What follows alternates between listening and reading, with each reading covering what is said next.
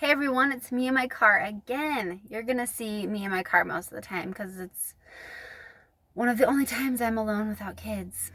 Very rarely. But let's jump into this. I want to talk about why women and probably anybody, it could be male or female, don't come forward about abuse till way later. Something that people question. If someone doesn't come forward till way later, a lot of people are like, can you really trust that? They just lying or they just trying to get attention. And while I believe that absolutely happens, there's definitely people who come forward and say things because they're trying just to retaliate at somebody, or they just want attention. That's probably definitely more rare.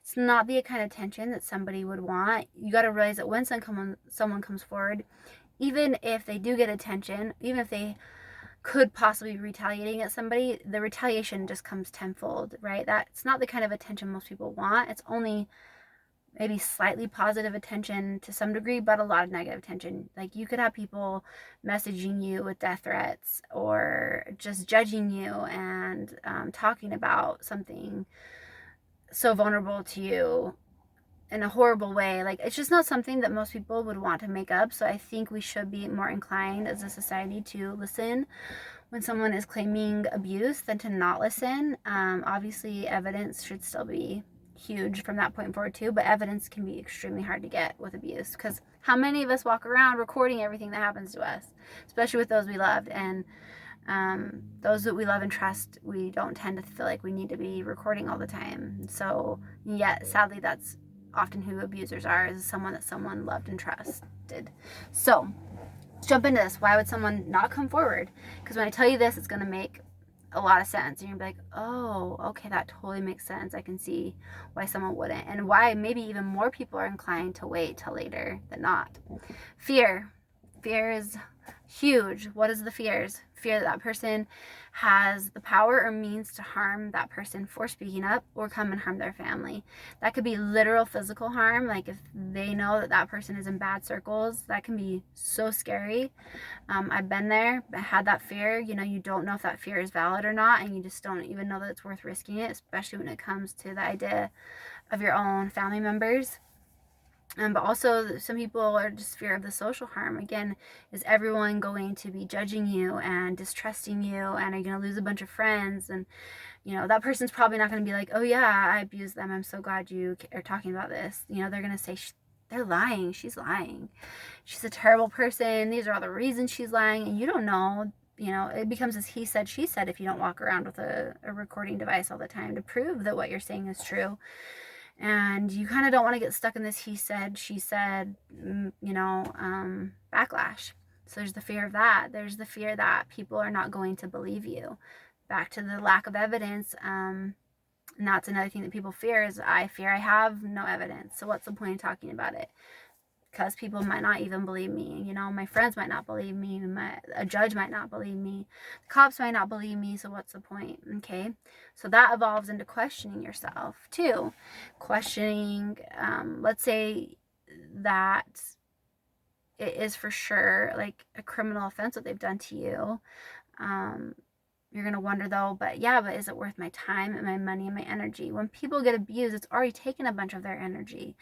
And they might not feel like they have much more energy to give to the situation, much less to be interrogated and questioned if what they're saying is true. Like that is so hurtful and hard when you know what you're saying is true, to realize how hard that is to prove and to be questioned about it. The amount of money people can spend in court and the amount of time, like you're kind of like, I don't want to give up any more of my life to this. So they'll be like, you know what, not worth it. Even though what that person did was horrible. And as a society, we'd be like, no, you would want them to be accountable. You'd be surprised what people will walk away from to just save time and energy. And that's when they know it's criminal. Then there's the other questioning of, well, was it really criminal? Was it bad enough? That's another reason people don't come forward.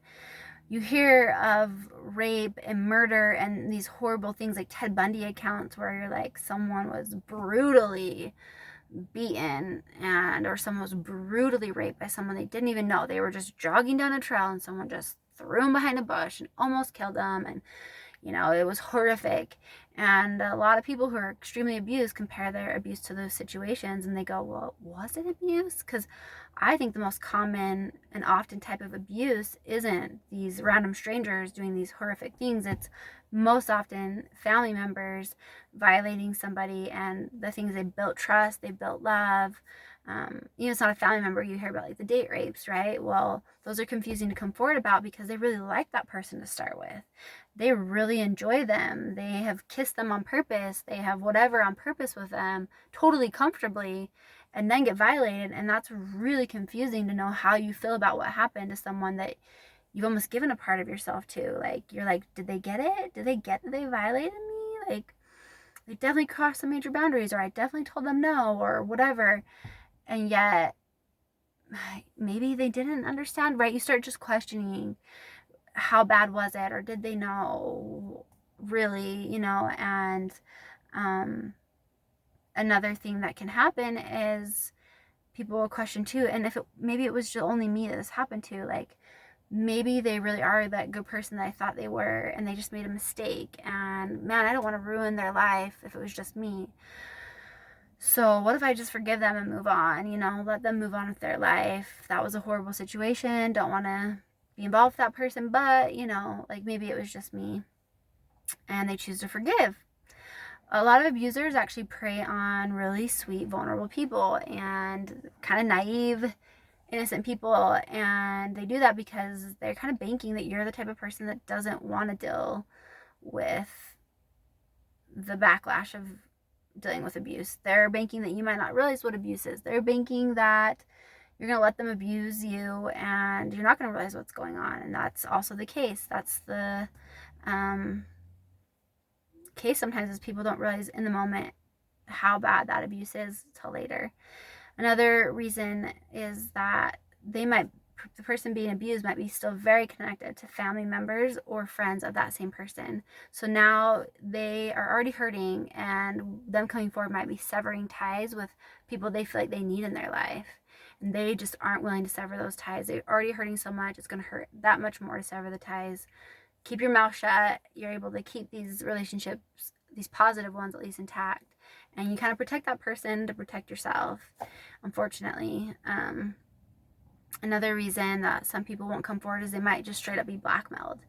They may have that person saying that I am going to do this harm to you, whether it's physical, financial, social, like you're never going to work in this industry again, or I'm going to ruin you financially, or, I'm going to make your life a living hell if you come forward.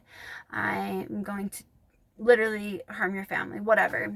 That happens, and that definitely could scare someone out of being forward about abuse. And the last thing was that some people don't realize they're being abused till later, and that was totally me. Maybe the type of family they grew up in, they just didn't understand like a healthy relationship, or maybe it's just their first relationship, maybe they are just naive, whatever. I know that I thought that abuse was extremely blatant and that you would just know if it was happening to you, and the truth is, again, that's just not always how abuse is. Abuse is not always someone just like walks in and punches you in the face, or they're hitting you every day and there's bruises and marks.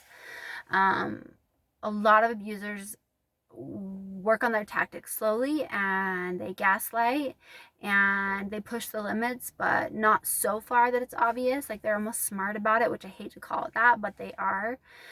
They're smart about how they're draining you financially. They're smart about how they're violating you sexually. They're smart about how they verbally tear you down. And so you don't realize, and so then maybe it's years later you get away from them and you realize I was abused, and those people come forward, or you feel like it is too late, I shouldn't come forward.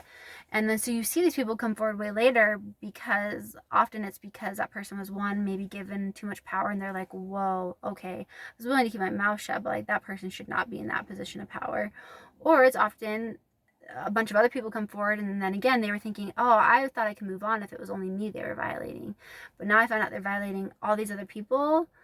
okay, no, they didn't change their ways. I tried to forgive and move on, but now that I know that they've continued on violating other people, like, I'm gonna open up and say, yeah, I'm one more of those people that they violated.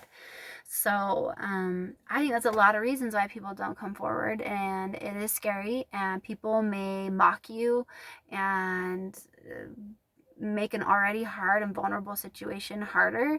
It can be so hard to talk about, and it can just almost not seem worth it. However, if you're out there and you've been abused, I hope that you're getting help, and I hope that you will talk about it. And sadly, too, if it is criminal or it's involved maybe in a divorce or something like that, people will question the evidence, and that's hard because, like, again, who walks around with a recording device on all the time? But, like, get out a recording device, get recordings secretly of the abuse that's happening to you, because that goes a long ways if you don't want to have everyone questioning if what you're saying is true or not. Record it. But regardless of if you have recordings or not, if you've been through some horrible abuse that is criminal in nature, just come forward anyways. Do your best, and go from there, because people do need to be held accountable, and they're banking that you won't hold them accountable.